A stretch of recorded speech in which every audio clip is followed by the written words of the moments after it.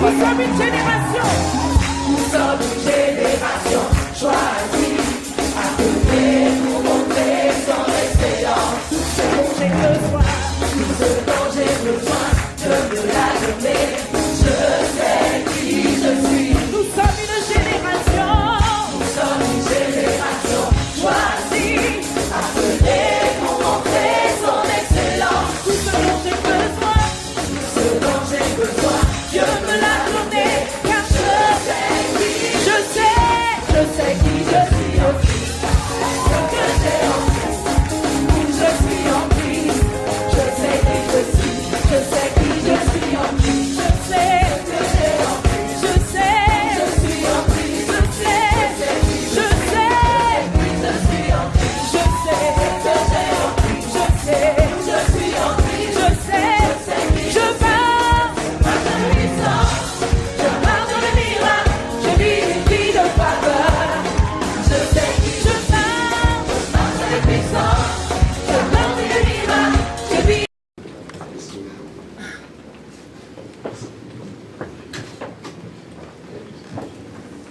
Je vais chanter une chanson et puis on va écouter la parole de Dieu.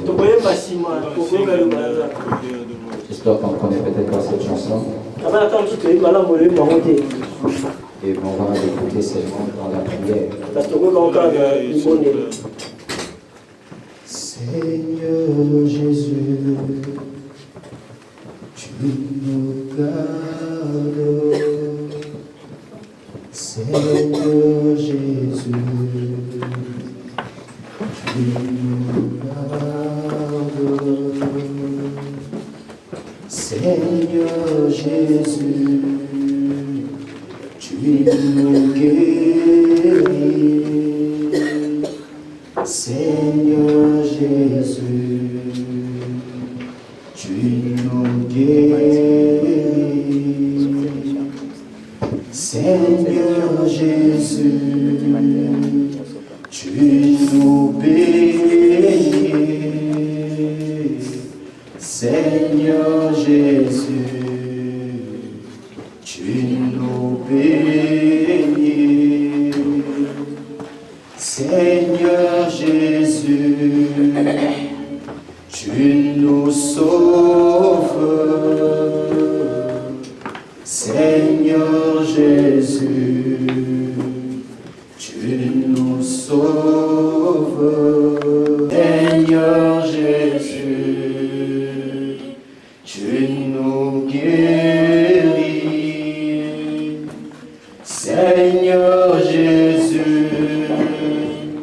tu nous protèges. Seigneur Jésus, tu nous guéris. Seigneur Jésus, tu nous guéris. Nous te bénissons, Dieu des grâces. Merci pour la parole que tu as disposée aujourd'hui. Avant que nous soyons ici, cette parole a déjà fait son effet. Merci, Père de gloire, pour l'œuvre de ta parole. Merci parce que ta parole n'est pas comme la parole des hommes, qui manque de puissance et d'autorité. Ceux qui t'ont écouté parler, ils ont dit que tu parlais avec autorité.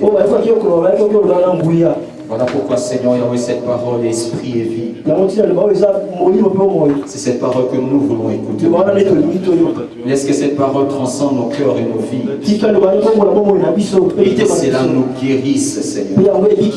Tu envoies ta parole et les guéris. Que ta parole nous guérisse, Père. Dans le nom de Jésus. Nous éloignons tout ce qui va s'opposer à cette parole. Nous éloignons tout ce qui va résister à cette parole.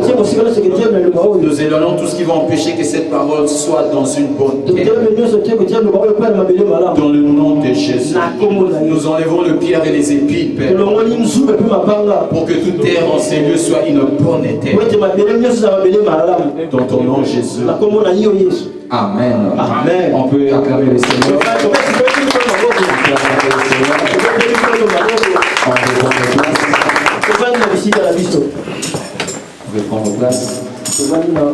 Est-ce que quelqu'un est dans la joie? Amen. Quelqu'un est dans la joie? Amen. Voilà, moi je suis dans la joie de venir à l'église, mais je suis aussi dans la joie. Parce que ça ne sera pas le frère Patrick qui va mettre debout. Je vais demander à ma femme de se mettre debout. Est-ce que vous pouvez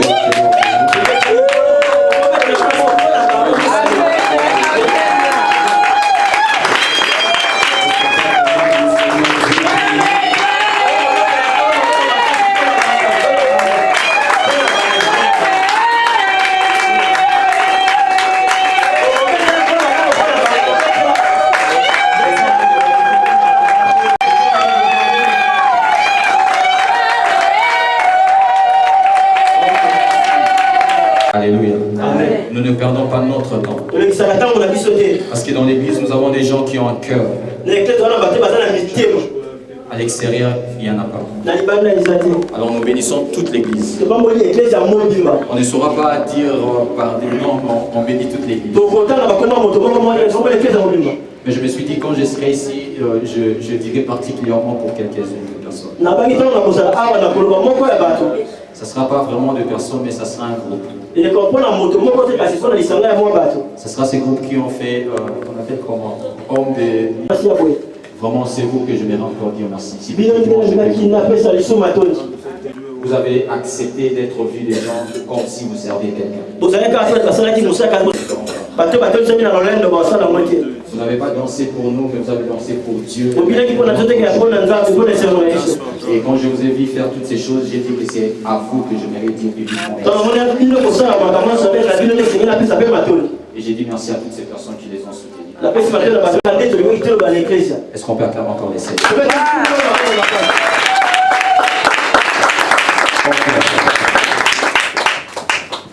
Est-ce que nous sommes prêts maintenant pour écouter la parole? On va écouter maintenant la parole de Dieu. Nous bénissons les seigneurs pour le dimanche passé. Bien que je n'étais pas là et qu'il n'y avait pas beaucoup de gens. Mais par le modérateur, j'ai pu savoir qu'est-ce qui était dit. Et je bénis Dieu pour ce message puissant. Parce que je l'ai déjà lu et je connais ce verset. Et c'est très important dans notre vie de donner ce qui coûte à notre Dieu. Ce qui coûte à notre vie, on doit donner cela à Dieu. Voilà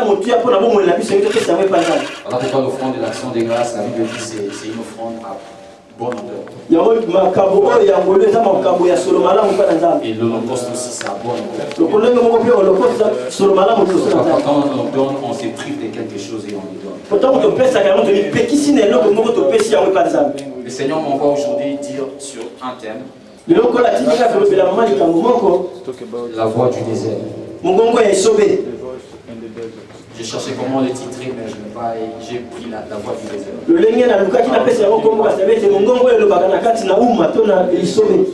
La voix du désert. Est-ce que ici dans la salle, il y a des gens qui connaissent au moins le désert? Est-ce que quelqu'un connaît le désert? Si les diacres étaient ici, il allait peut-être dire ça. Alléluia. Amen. Nous connaissons tous les déserts, bien qu'on n'a jamais été là-bas. Ce qui est important dans les déserts, ce n'est pas seulement le nom désert, mais ce qui caractérise le désert. Désert, c'est un lieu qui est allé plus loin. Tout le monde connaît le désert plus que même San Francisco. Le désert est connu de tous. Pourquoi? Parce que c'est un lieu qui est tellement réputé pour sa caractéristique. Ce qui lui caractérise fait que ce lieu soit connu de beaucoup de gens. Le désert. Alors, si on peut regarder déjà humainement parlant le désert, on peut voir que déjà nous tous nous connaissons que le désert c'est un lieu qu'on appelle un lieu aride. C'est-à-dire un lieu où il n'y a pas d'eau. Le désert, dans sa définition, est caractérisé aussi comme un lieu où il n'y a pas d'habitants. Les gens ne vivent pas dans les déserts. Ils peuvent vivre dans les déserts, mais c'est un peu loin, c'est dans les déserts, mais dans le contraire où ils peuvent avoir la vie. Au centre du désert, c'est difficile et c'est vraiment très difficile pour que quelqu'un vive. Le désert est caractérisé aussi comme un lieu, un milieu où il n'y a pas pratiquement la nourriture. C'est difficile de voir un arbre pousser dans les déserts. Un arbre qui pousse au désert, difficilement ça donne de fruits. Ce sont des arbres, la plupart, ce sont des arbres qui ne donnent jamais de fruits. Soit ils vont donner des fleurs, soit ils vont donner rien. Comme l'agacia, on dit que c'est un arbre qui pousse aussi dans les déserts. Et ça, ce sont des caractéristiques de notre désert humainement parlant. Et quand nous parlons des déserts, et nous voyons toutes ces caractéristiques physiquement. Mais quand le Seigneur veut nous parler du désert, quand l'Église parle du désert, ou quand les enfants de Dieu veulent avoir l'image sur le désert, ces images ou ces éléments, ces caractéristiques ne s'éloignent pas de ces choses. C'est-à-dire, voilà pourquoi on comprend que les choses spirituelles, les choses physiques viennent du spirituel. C'est-à-dire, quand on veut parler du désert spirituel, on voit que les caractéristiques du désert physique, ça terre aussi dans ça. Est-ce que quelqu'un me comprend? Amen. Mais j'aimerais avant de commencer ou avant d'entrer dans le fond, dire quelques vérités. La première vérité de savoir que le désert, ce n'est pas le désert spirituel. Ce n'est pas un lieu où le propriétaire est Satan. Ce n'est pas le Satan qui a créé les déserts. Ce n'est pas le Satan qui t'amène aussi dans les déserts. Quand je parle de désert, j'aimerais un peu parler, donner un peu de temps comme si on parlait de l'épreuve. C'est-à-dire, ce terrain-là, ce n'est pas Satan qui l'a créé. Pourquoi? Parce qu'on en parlera un peu en bas, le fait de savoir que ce terrain n'est pas au diable, ça influence notre comportement dans les déserts.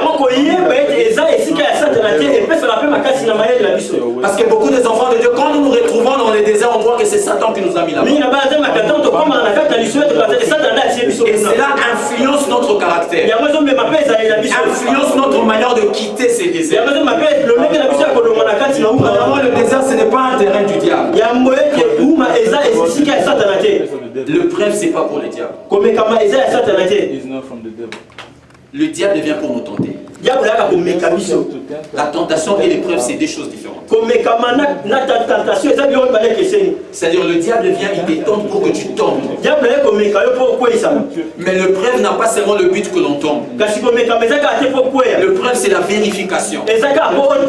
Quand on nous met dans l'épreuve, on est en train de nous vérifier. Pendant que le diable n'a pas d'intérêt à te vérifier. Le diable a l'intérêt que tu tombes.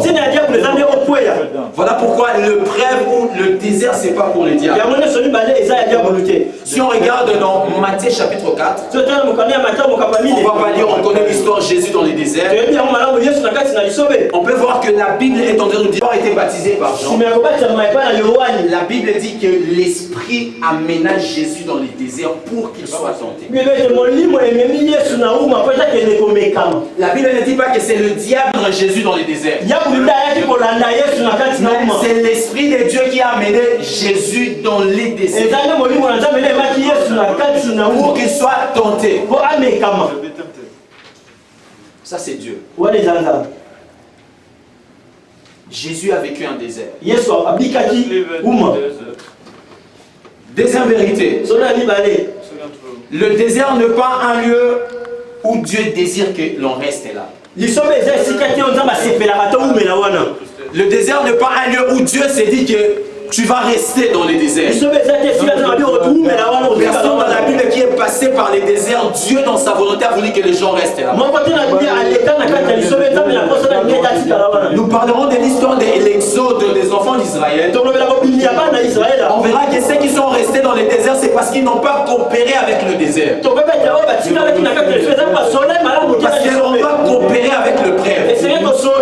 Quand le prêtre vient dans notre vie ou le désert, on doit savoir quel caractère, comment on doit coopérer avec ça. Pour qu'on ne reste pas. Pour que le prêtre ou le désert ne soit pas notre tombe. Parce que ceux qui sont restés dans le désert, ils n'avaient pas bien coopéré. Ils n'avaient pas bien compris le désert. Alors le désert, ce n'est pas un lieu où Dieu nous met pour que l'on reste là. Déjà pour te dire, peu importe le désert que tu peux vivre dans ta vie, sache-le que Dieu a la volonté que tu sors de là. Ça c'est la volonté de Dieu. Troisième vérité. Dans chaque désert de ta vie, il faut savoir qu'il y a un Jourdain. Ça j'ai aimé ça quand l'Esprit m'a dit ça. J'ai aimé ça quand il m'a dit ça. Il m'a dit dans chaque désert, dans la vie spirituelle, dans notre vie, dans chaque désert il y a un Jourdain. On va lire la Bible. On va prendre Deutéronome. Chapitre 27. Chapitre 27. Deutéronome chapitre 27.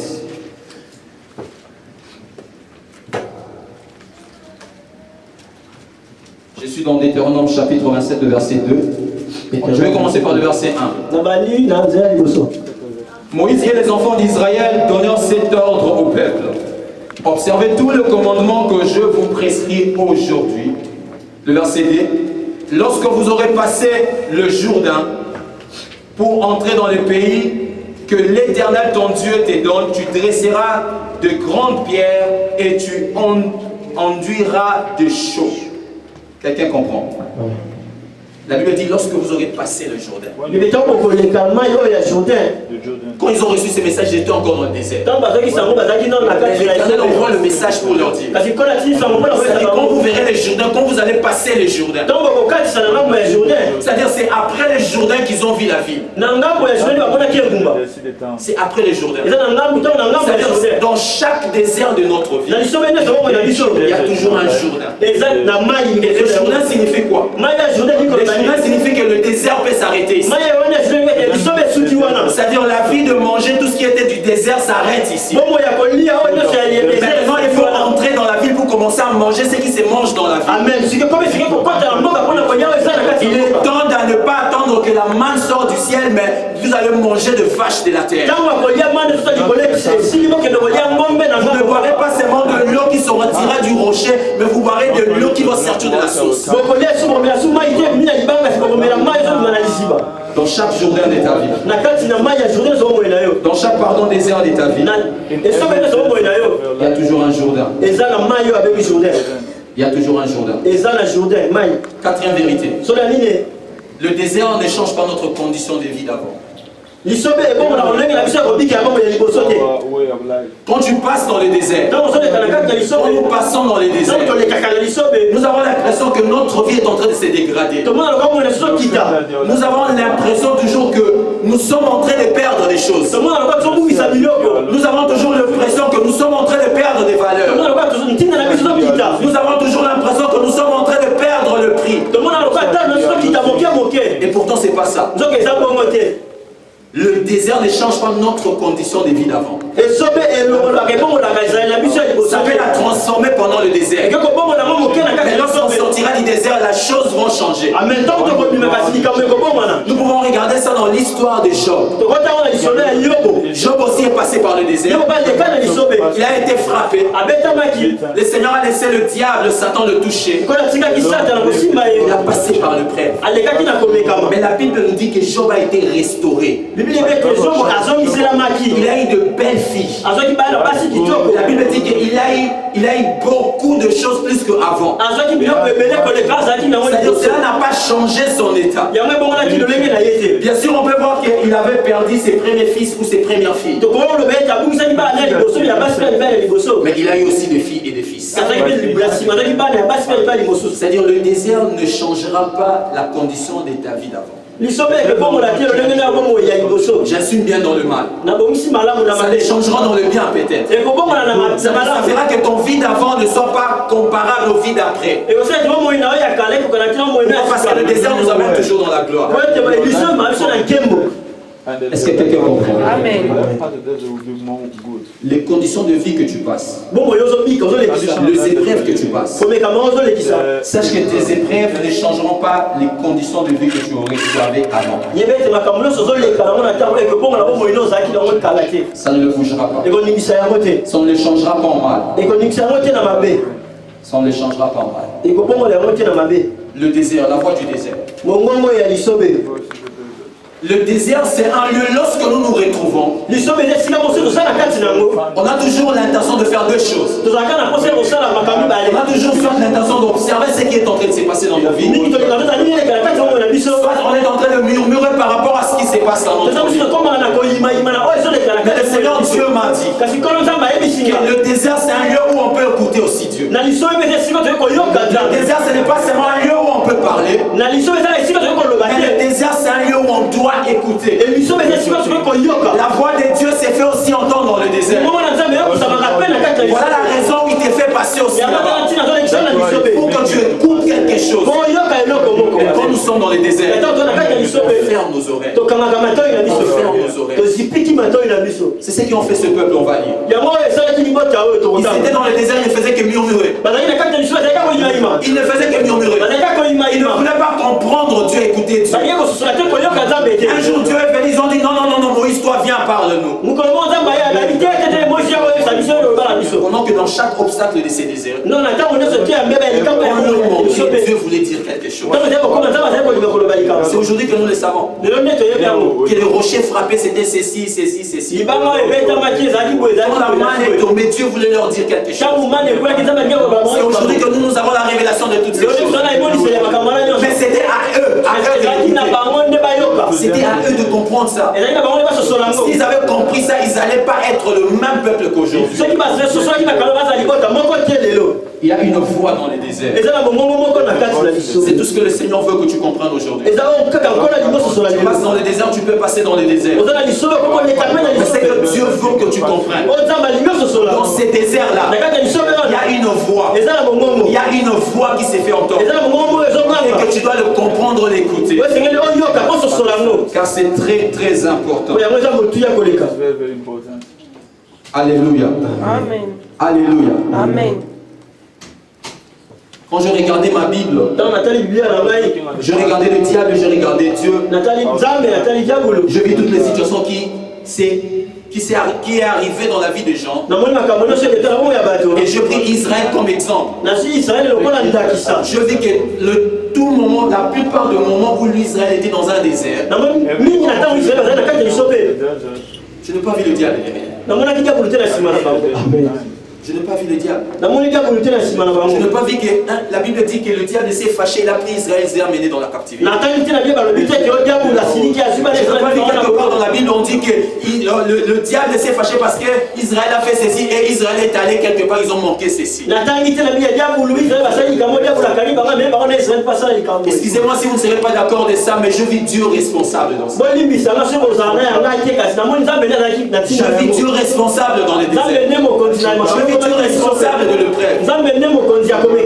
Mais j'espère qu'il m'a donné de choses pour défendre ce que je suis en train de dire. Je vis Dieu responsable du désert. Pourquoi? Parce qu'il ne m'a pas laissé prendre que Dieu était responsable de ça. Ou je dirais ceci, vous ne voulez pas comprendre que Dieu est responsable du désert. Parce que vous avez une mauvaise image. Nous avons souvent une mauvaise image du désert. Aujourd'hui, peut-être par la grâce de Dieu, c'est que Dieu dira, on aura peut-être une autre image du désert et on rendra Dieu responsable de ça. Parce que si dans le monde on dit que le désert un lieu où il n'y a pas la nourriture, il n'y a pas de l'eau, il n'y a pas des habitants, Dieu, quand il nous amène dans les déserts, il nous amène là pour que l'on boive, pour que l'on mange, pour que l'on voie des gens. Est-ce que quelqu'un me comprend? Amen. Dieu t'amène dans les déserts pour que tu aies ce qui n'est pas dans les déserts. Amen. Dieu va t'attirer dans des déserts. Tu vas constater ce qui n'est pas dans les déserts. Et il va te donner ce que tu as constaté qui n'est pas. Est-ce que quelqu'un comprend? Amen. De cette façon-là, on changera l'image du désert. On changera l'image de l'épreuve. On ne verra pas l'épreuve comme étant quelque chose que Dieu est en train de nous détruire. On verra l'épreuve comme étant quelque chose que Dieu est en train de nous arranger. Notre propre volonté, soit par la volonté de Dieu. La volonté du diable n'est pas là. Le diable ne peut pas nous amener dans le désert. Le diable a le but de nous briser, de nous tuer. C'est ça le but du diable. La vision, l'éclairage du désert, c'est pas là où il y a un mal qui réside là. Quelque chose dans ta vie. Ça sera un lieu favorable pour Dieu. Mais quand aussi nous faisons des choses qui ne plaisent pas à Dieu et que Dieu veut, par son amour, il veut changer la chose que nous sommes en train de faire qui ne lui plaise pas, Dieu peut nous amener dans les déserts. Mais par là, ce sera notre volonté qui nous amène dans les déserts. Le lieu où je peux encadrer mon fils, c'est là le désert. Le seul endroit où je peux mieux l'indiquer pour qu'il comprenne, ça sera le désert. Pourquoi? Parce que là, le milieu est très bien. Parce que le milieu est favorable pour de tels concerts. Le milieu est très favorable. Si nous regardons l'histoire du peuple d'Israël, on va pas dire ça parce que c'est une histoire que nous connaissons la plupart. Nous connaissons, ils ont quitté l'Égypte, ils sont allés dans les déserts. La Bible nous dit même pourquoi ils ont duré dans les déserts. Et jusqu'à ce qu'ils sont allés à Canaan. Cette histoire-là, vraiment, nous la maîtrisons. C'est la plupart des livres parmi les livres qu'un enfant de Dieu ou des chrétiens maîtrise, c'est l'histoire de l'Exode. Parce que on a tout bimara, tout kota. Because there is living and entering someone. Alléluia. Amen. Mais on va lire un texte qui va nous servir de base. Là où toute la pensée de Dieu est venue. Nous sommes dans Osée chapitre 2. On va dans le prophétique. Change ton image du désert. Commence à écouter Dieu dans le désert.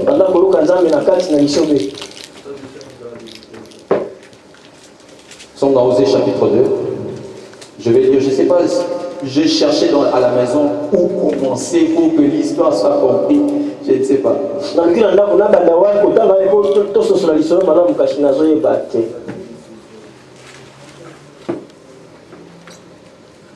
C'était les mêmes histoires qu'ils étaient en train de vivre chaque fois. C'était la même chose. Et Dieu commençait à se décider à donner un châtiment à ce peuple-là. Mais dans l'histoire d'Osée, la Bible est en train de nous montrer comment Dieu considérait Israël comme une femme prostituée. Il a envoyé le prophète d'aller aimer une femme prostituée comme Dieu aime une femme qui est Israël, qui est une prostituée. En faisant cette image, Dieu voulait montrer son amour pour un peuple. Et cela garde déjà pour l'image de Christ qu'il est venu pour des pécheurs, pas pour des gens qui sont morts. Et ici c'est cette histoire-là, une histoire de femme et de l'homme. Femme qui est une prostituée. Et cet homme qui vient l'aimer, mais la femme continue toujours à se prostituer.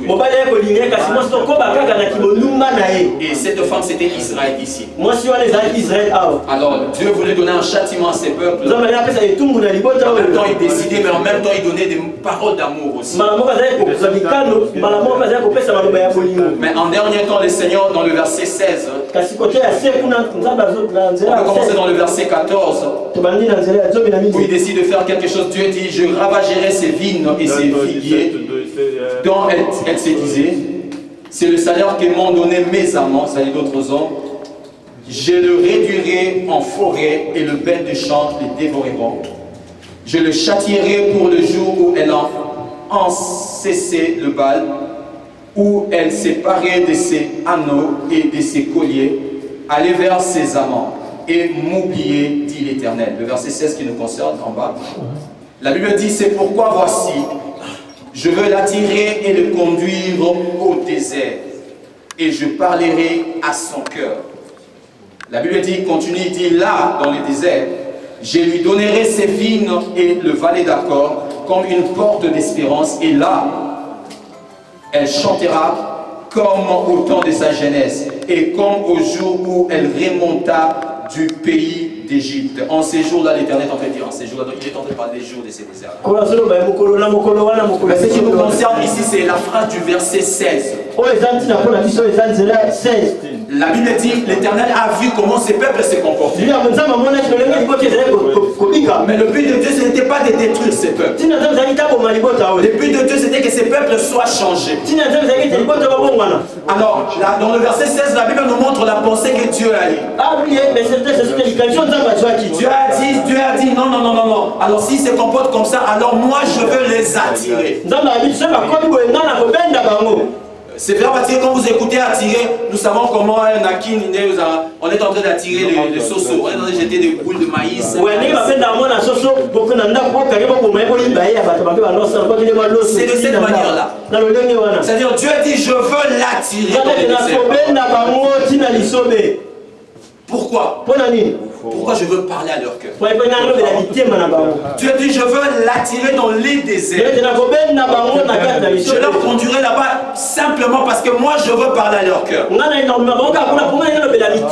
Pourquoi? Parce que Dieu trouve bon que dans les déserts, Dieu peut parler au cœur. Le désert, c'est un Dieu où Dieu parle. Ici, Dieu choisit de parler à un peuple, mais dans le désert. Dans le désert, Dieu se décide que je peux parler à ces peuples. Alors, on va écouter quelques points. On va développer ces points. La première des choses, pourquoi Dieu nous conduit dans les déserts? Dieu nous conduit dans les déserts pour provoquer notre soif et notre faim. Pourquoi? Parce que dans le verset 14, la Bible dit que je ravagerai ses vignes et ses figuiers. Dieu a décidé d'abord de prendre ce qu'il lui avait donné. Et il l'a emmené maintenant dans les déserts. Et dans les déserts, n'ayant pas ce que Dieu lui avait donné, il a soif et il a faim. Même caractéristique humainement parlant dans les déserts. Soif et faim. La question aujourd'hui, qu'est-ce que tu sens dans les déserts? Quand nous sommes dans les déserts, sentons-nous la soif? Sentons-nous nous avons faim ou nous n'avons absolument ni soif ni faim? Dieu, quand il te met dans les déserts, il veut que tu aies soif. Parce qu'il a de l'eau à te donner et la nourriture à te donner. Pourquoi? Parce que pour lui, c'est que tu mangeais en dehors du désert, ce n'était pas une bonne nourriture. Souvent dans le désert, dans la vie, nous servent de très bonnes nourritures. On peut demander à d'autres gens qui ont passé réellement de vrais déserts. Ils diront que quand j'étais dans telle situation, j'ai compris une chose.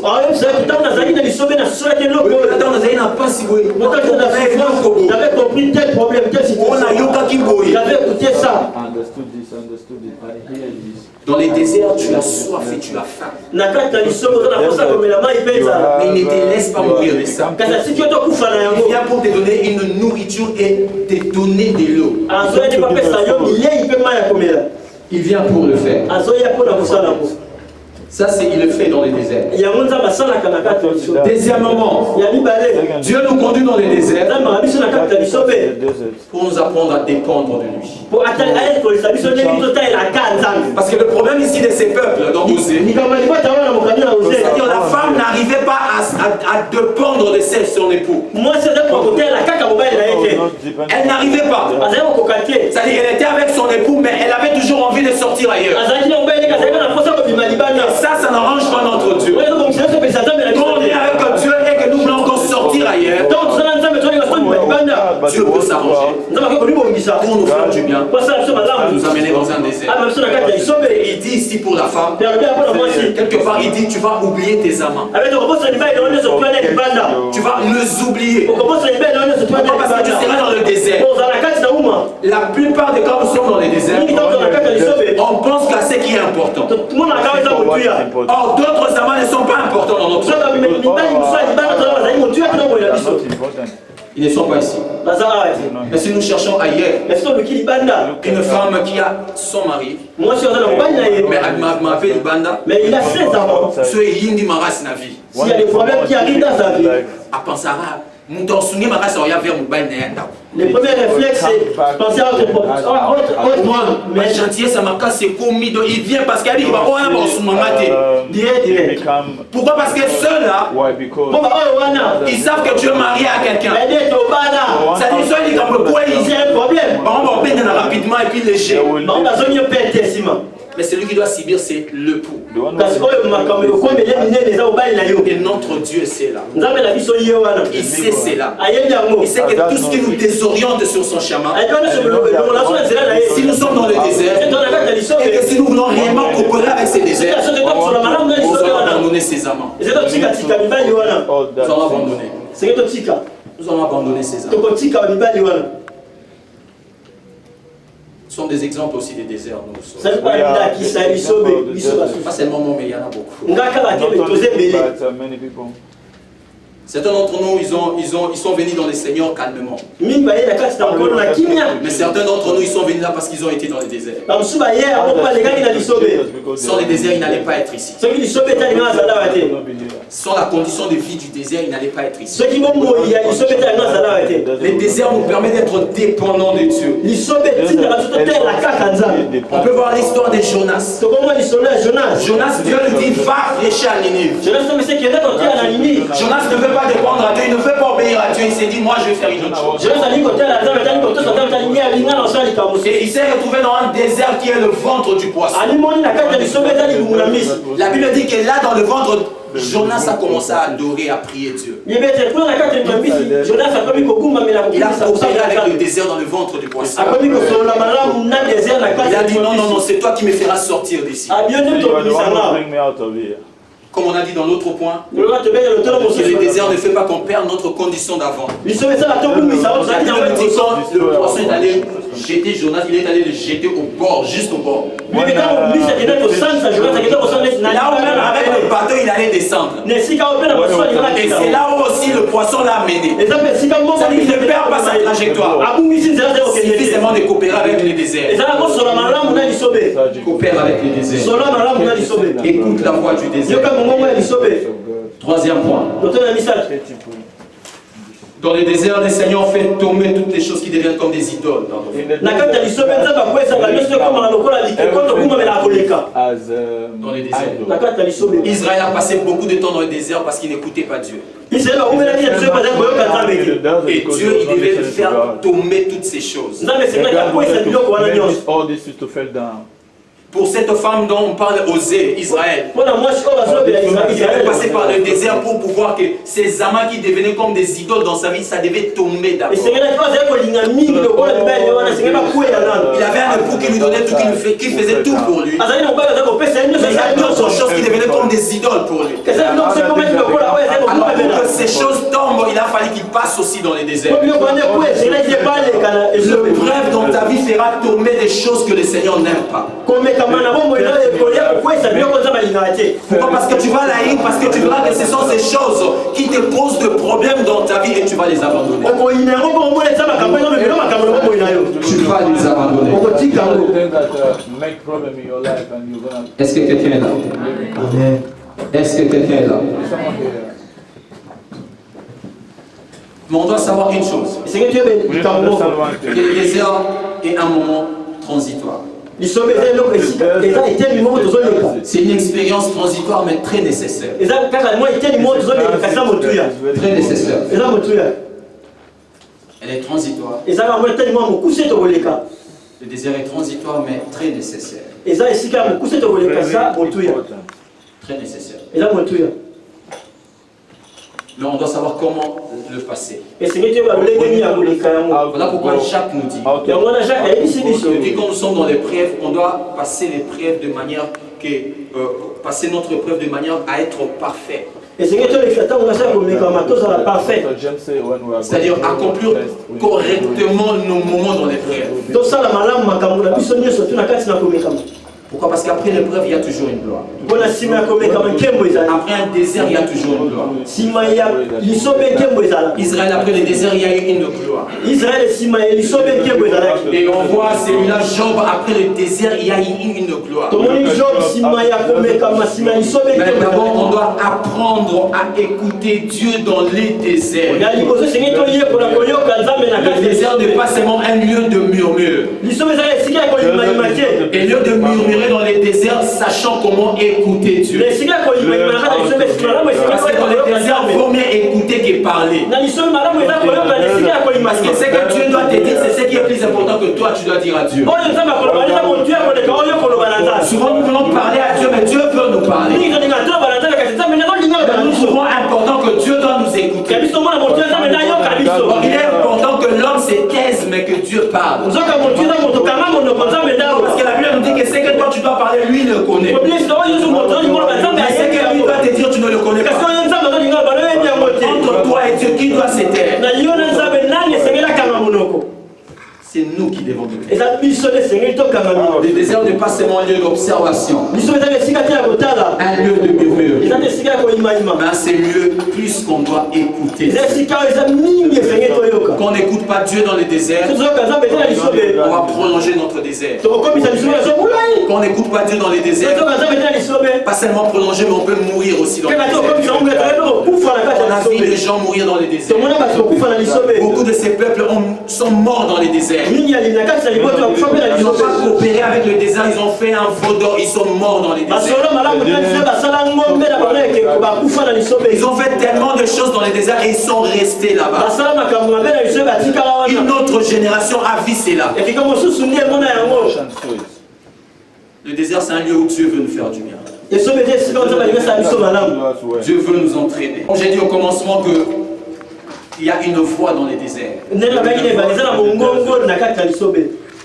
Mais le Seigneur m'a dit que chaque désert n'a pas la même voie. Et nous n'avons pas le même désert. Toute ta vie n'aura pas le même type de désert. Si vous faites l'étude des déserts, humainement parlant, vous verrez qu'il y a des déserts tempéreux. Il y a des déserts qu'on appelle arctiques ou quoi. C'est-à-dire qu'il y a des déserts où il fait tellement froid. Il y a des déserts où c'est près de ce sont une zone tempérée, une zone tropicale, ça fait tellement chaud. Je crois le désert du Sahara ou ça fait tellement chaud.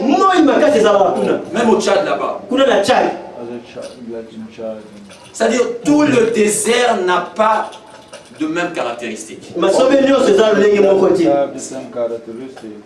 Dans les spirituels, nous disons que tout le désert n'aura pas la même voix.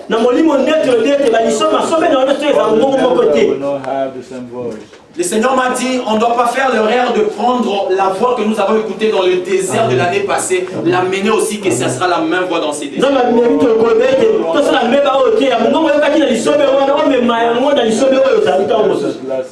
Pourquoi? Parce que j'ai passé un moment difficile tel ceci. Ce que je fais, c'était quoi? C'était ceci. Et tu amènes le même résolution dans le désert, tu feras une erreur.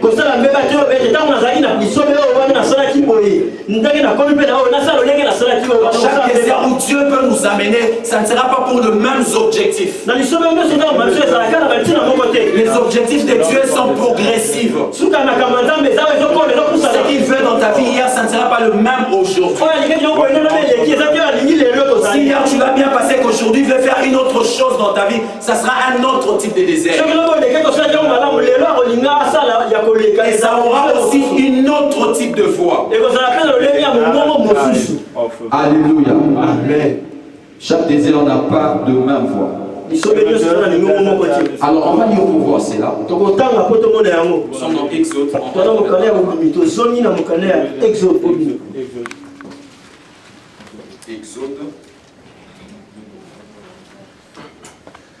Est-ce que quelqu'un est dans la salle? Amen. Exode 15, 22.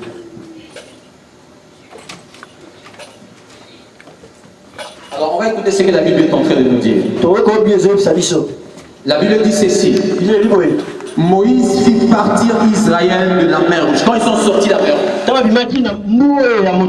Et la Bible dit que Moïse fit sortir Israël de la mer Rouge.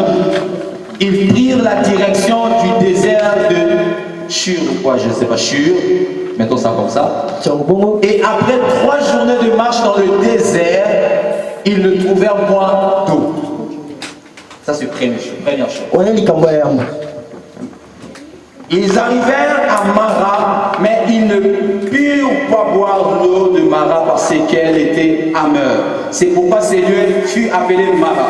Le peuple murmura contre Moïse en disant: que boirons-nous? Moïse cria à l'Éternel et l'Éternel lui indiqua un bois qu'il jeta dans l'eau et l'eau devint douce. Ce fit là que l'Éternel donna au peuple des lois et des ordonnances. Ce fit là qu'il le mit à l'épreuve. Alors, on va continuer. Le verset chapitre 16. Nous sommes dans le chapitre 16. Tout l'ensemble dit des enfants d'Israël partirent d'Élim et ils arrivèrent au désert de Sin. Un autre désert. Qui est entre Élim et Sinaï. Le 15e jour du 2e mois après leur sortie du pays de l'Égypte. Et tout l'ensemble des enfants d'Israël murmura dans le désert contre Moïse et Aaron. Les enfants d'Israël leur dirent: que nous sommes morts par la main de l'Éternel dans le pays d'Égypte, car nous étions assis près de pots de viande pour nous mangions du pain à satiété, car vous nous avez menés dans ces déserts pour mourir de faim, toute cette multitude. Ici, un problème de faim. Ils ont maintenant faim. Ils n'ont plus besoin de boire. Après, ici, la Bible dit que l'Éternel avait donné la main. Est-ce que quelqu'un comprend? Amen. Alors, on va continuer. Nous sommes maintenant dans le chapitre.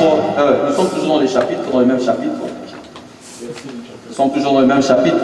On va lire. Non, nous sommes dans le chapitre. Attends. Dans le chapitre 17.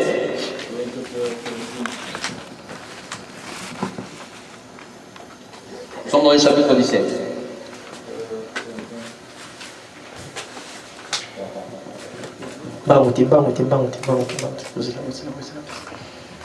Voilà, nous sommes dans le chapitre 17. On va lire. Est-ce que la Bible nous dit? Tout l'ensemble des enfants d'Israël partis du désert des Sin, selon le marche que l'Éternel leur avait ordonné, et ils campèrent à Rephidim, où le peuple ne trouva point d'eau à boire. Il ne trouve plus encore d'eau. Voyez, ici encore un bon d'eau. Prendre d'eau, prendre de manger, prendre d'eau. Nous voyons comment c'est différent. Alléluia.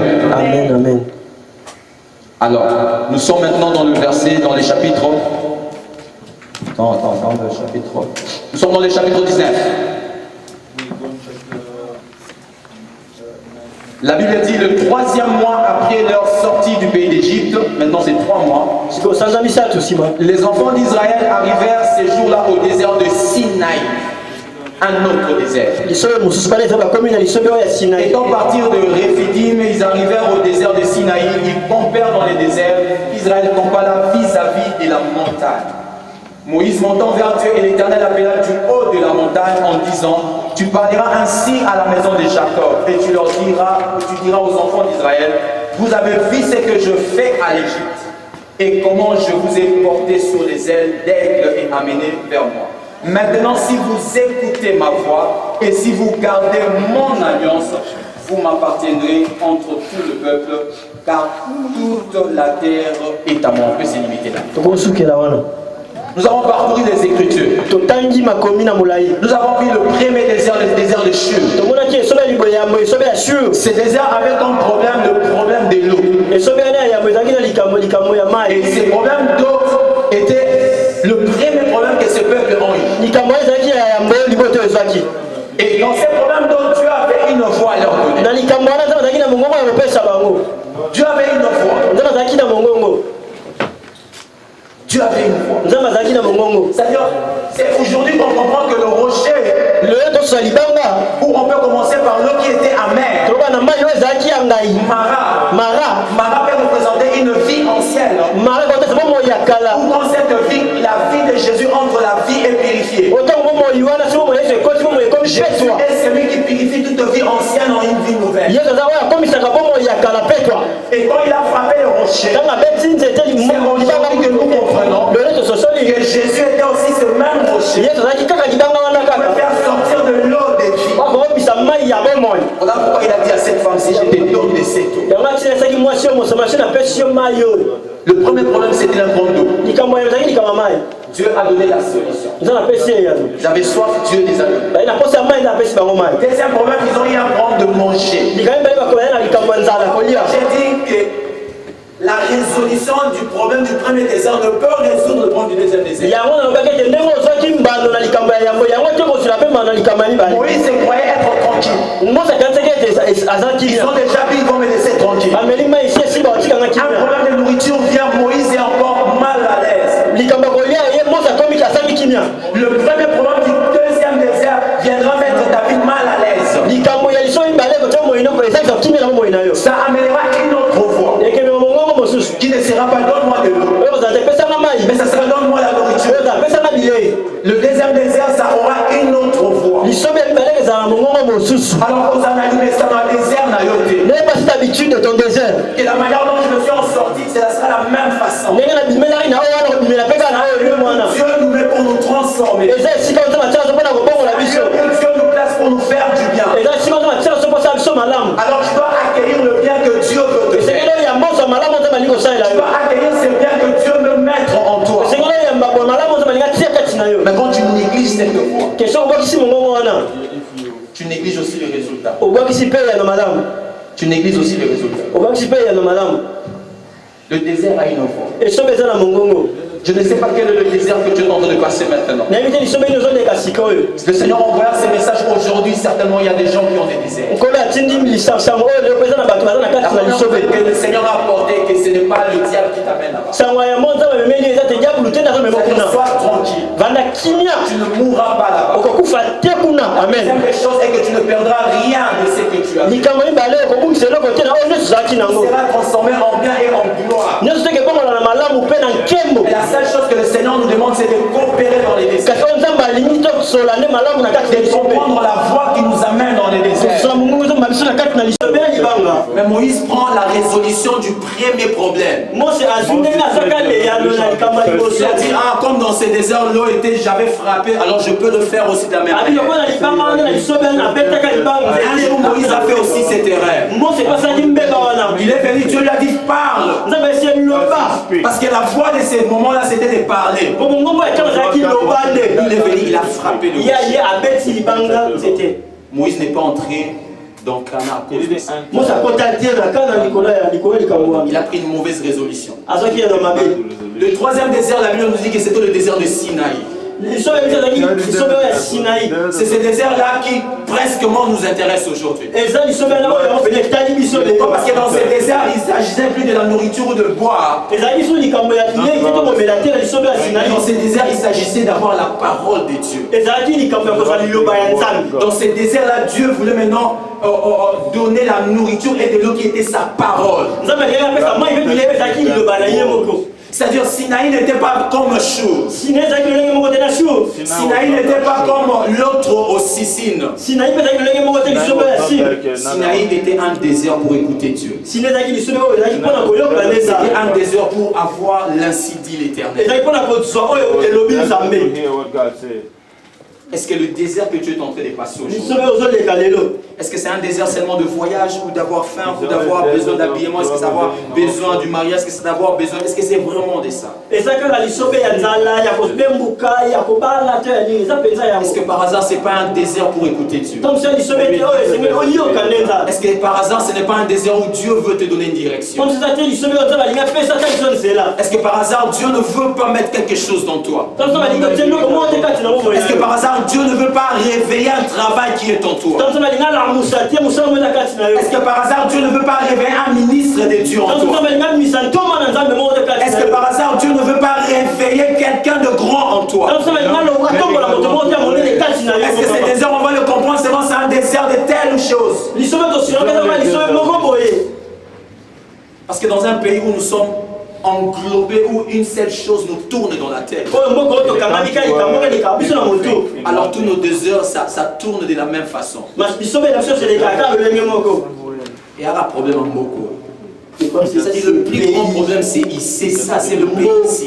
C'est-à-dire on ne sait plus quoi écouter de nouveau. C'est-à-dire tout le désert que je peux passer dans ma vie, ça n'a aucune autre voie. La seule voie c'est dire que parce que je suis ici, je vois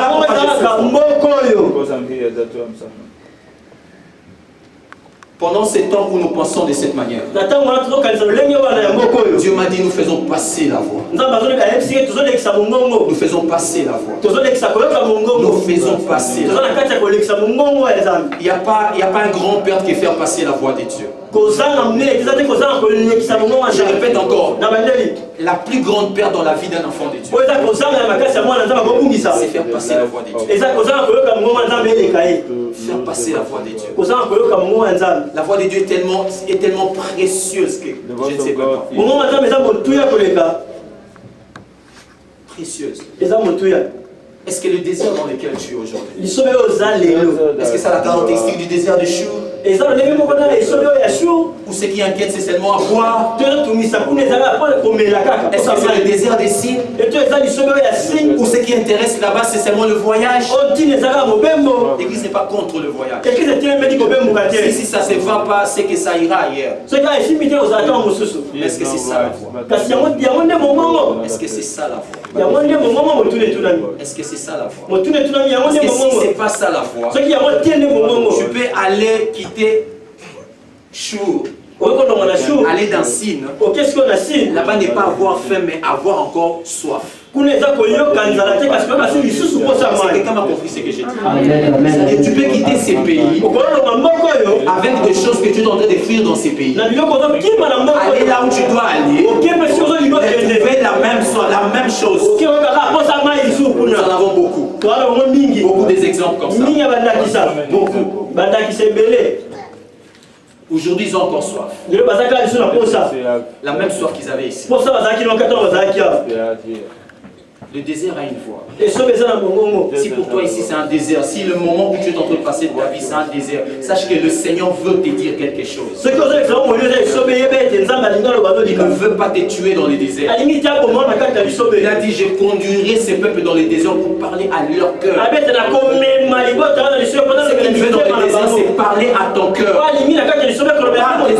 à ton cœur. Parce qu'il a beau parler à l'oreille de cette femme, mais elle ne cessait pas de se prostituer. Le Seigneur a beau parler dans ton oreille, au travers des gens, au travers des serviteurs, au travers de tes amis, mais tu n'as pas écouté, il veut parler à ton cœur maintenant. Parce qu'un homme ne saura te dire que un homme ne saura pas le dire. Un homme ne saura pas te dire que un homme ne saura pas te dire. Un homme ne saura pas te dire laisse telle chose. Un homme ne saura pas te dire.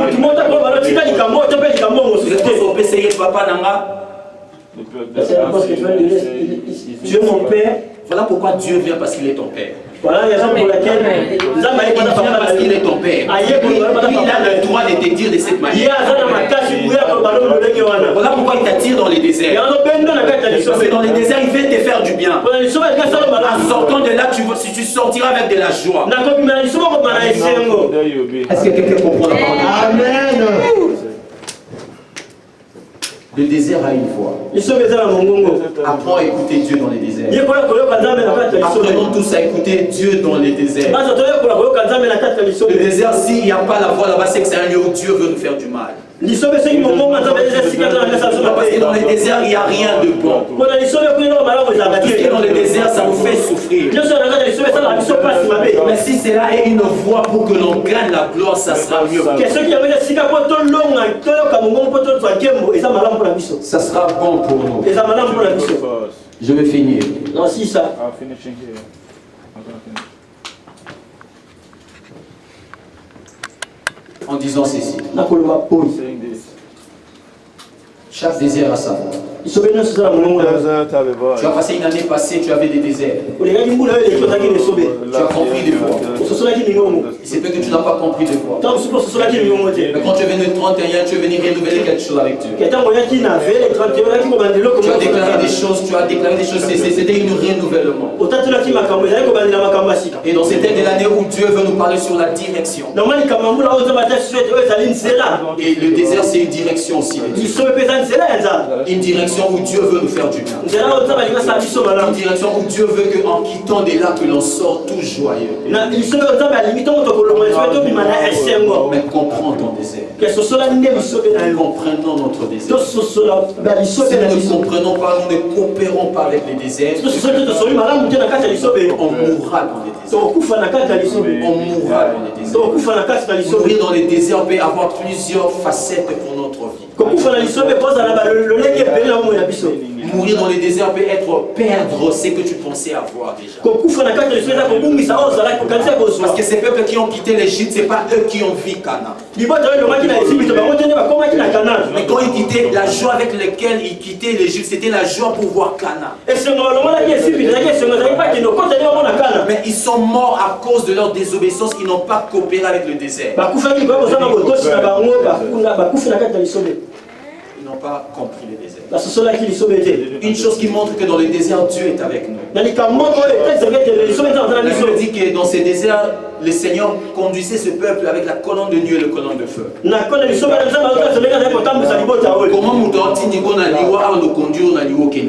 Comment quelqu'un qui te conduit vers la mort, il te conduit encore pour aller continuer toujours. Quelqu'un qui veut te conduire là où tu dois mourir, il va se séparer de toi de l'autre. Mais si quelqu'un va t'accompagner jusqu'à la fin, c'est que le lieu n'est pas dangereux. Si le Seigneur peut nous conduire dans le désert, parce que le désert n'est pas dangereux. Parce que le désert n'est pas pour notre mal. C'est pour notre bien. Nous opérons avec le désert. Et nous verrons Canaan. Nous verrons avec notre désert. Parce qu'à la traversée du Jourdain, on aura de victoires. On va s'élever, on va prier.